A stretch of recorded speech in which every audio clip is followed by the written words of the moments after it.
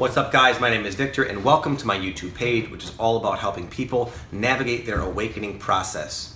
In today's video, I'm going to give away my #1 Ascension Hack for getting through your awakening far more efficiently, faster, and smoother.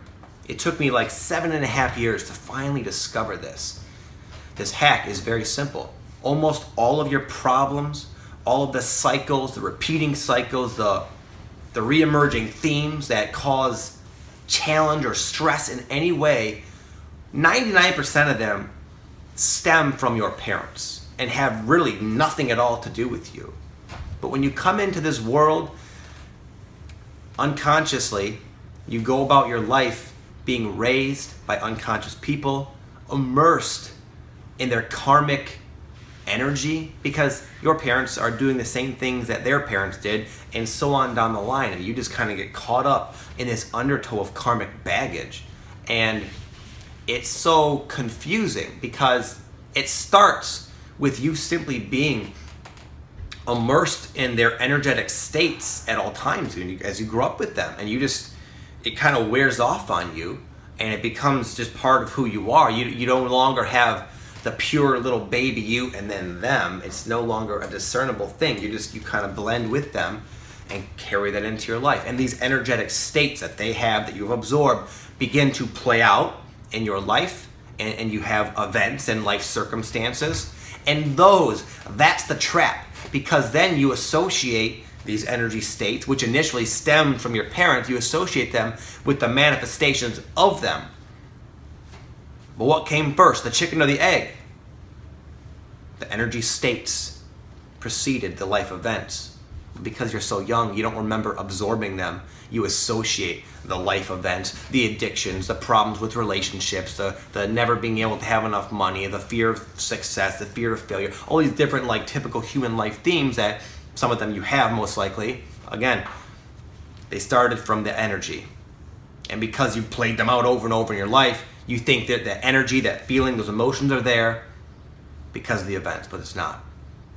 So as the awakening illuminates for you these patterns and cycles, you'll see it. It'll get obnoxious. You'll keep going into the same exact pattern.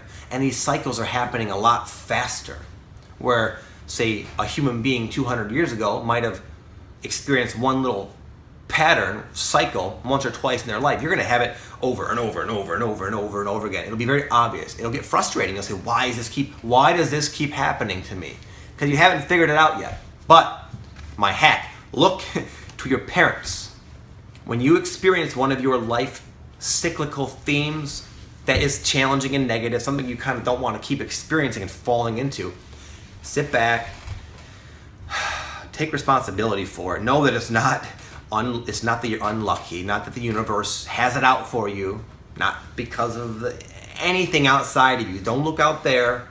Look to yourself. Say, why am I experiencing this? But then have the little side note in mind that it very well could be your parents.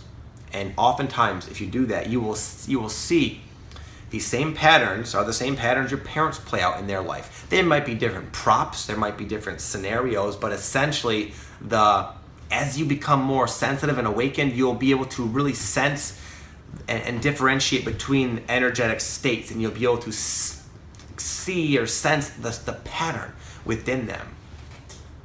And here's the thing, once you do that, once you find the link, find the true core of this pattern, this energetic state of being, these cycles will stop. But more importantly, much more of a benefit is the energy that comes along with it goes away. Because these manifestations that just pop into your life, those are just the end result. Those are almost a blessing because they help you realize you're harboring all this weird energy. You're just carrying it around at all times. You think it's you. You think you're just a nervous person or a fearful person or an angry person or a resentful person or whatever. You're just always immersed in this energy that is not even yours. But you're holding on to it. These events help you. They give you a reason, a sufficient motivation to look and say, okay, what is this? But most people, they don't do that. They don't inquire within themselves. They complain about it. They blame the life events. They blame God. They blame the universe. They say it's all bullshit. This is so unfair. And they wallow And then this experience kind of wears off, and they go about their life. And then it just, smack them in the face unexpectedly again. And then, oh, Jesus, I can't believe this is back. And it's a never-ending karmic cycle that you're being kind of like coaxed to breaking out of. To give you guys an example, I'll give you a real personal life example, something I'm just kind of seeing more clearly as of now, as my own life unfolds, as I inquire within myself. So many of you guys know I was a drug addict as a teenager, my late teens, 18 to like 21ish, around that age. Like 19 is when I got clean, actually. But I was a bad drug addict. I used heroin and crack, very serious, very destructive drug addictions.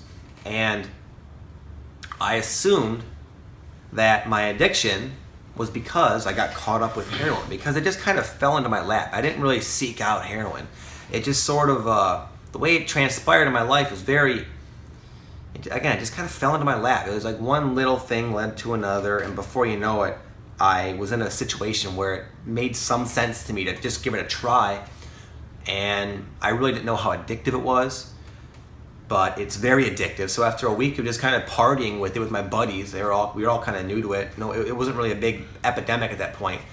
Before you know it, I was like physically addicted. And at that point, I did kind of know you should probably put this stuff aside because it is really addicting. But I didn't. I didn't really realize the gravity of the consequences. So I just kept going until it was really too late. But anyway, 24, 25 years old, like, well, I'm an addict. I have an addiction that I'm working through.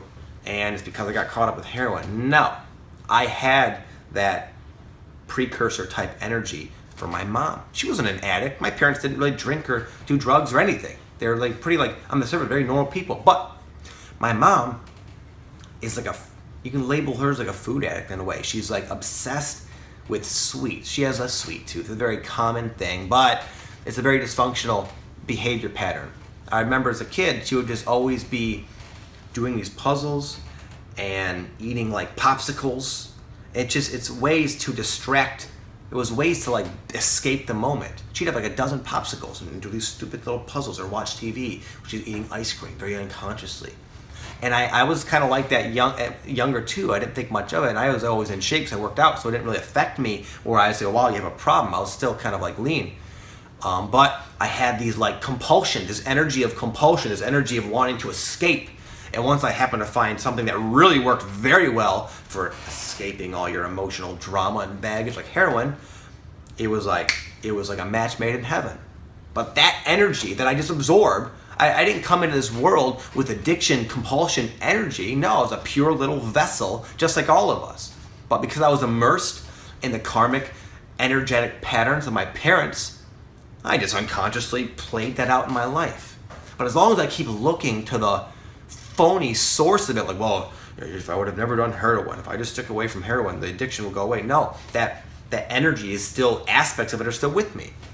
I've been recently eating a lot of these protein cookies. They're like 400 calorie cookies with 16 grams of protein, which is not the greatest ratio. So it's really just a cookie with a slightly more amount of protein. But I'm eating the shit out of them. One day I had 6 of them, a straight up fiend. There's a lot of sugar in it, so you get that little sugar buzz. And then I just examine why. What's with the freaking cookies, psychopath? Drop the damn cookies, man. Because I don't feel good after. I feel awful after. Just like my mom. I was playing out a more similar pattern to my mom, I think, is a way to kind of really illuminate that for myself. So it helped me unravel and release a very consistent, chronic state of energy that was always with me. But once it hit me. Once it dawned on me, it was there's this oh my God, there's an epiphany, a mental aha, and then the actual feeling of energetic release. And that, in a nutshell, is the awakening process. Be quick to inquire as to the reason why things are happening in your life that you don't really prefer. As why. Your higher self, your real self, never obviously would manifest a situation or a pattern or a cycle that it doesn't like. Why would it? So any cycle you find yourself in that you just don't like, again, ask why. Start sending your signal of intention into the direction of why, and you will get the answers. And you can become good at this. I become real good at this. Now the slightest little thing off my life, In the past, I'd think, oh wow, I'm doing something wrong. Jeez, this is such bullshit. I hate the awakening process. I just want to go home. Oh, I just want to contact my guides and have the aliens come and save me. No, I sit down and I say why. I just ask myself, why is this happening? And oftentimes, a glimmer of the answer pops into my consciousness. But when you resist and complain, you are just given more of that what you're complaining about. So that's my hack, guys. If you start to actually apply this, you will whip through your awakening a lot faster and a lot smoother, avoiding a lot of the really big life events that are kind of a last-ditch effort by your higher self to smack you awake.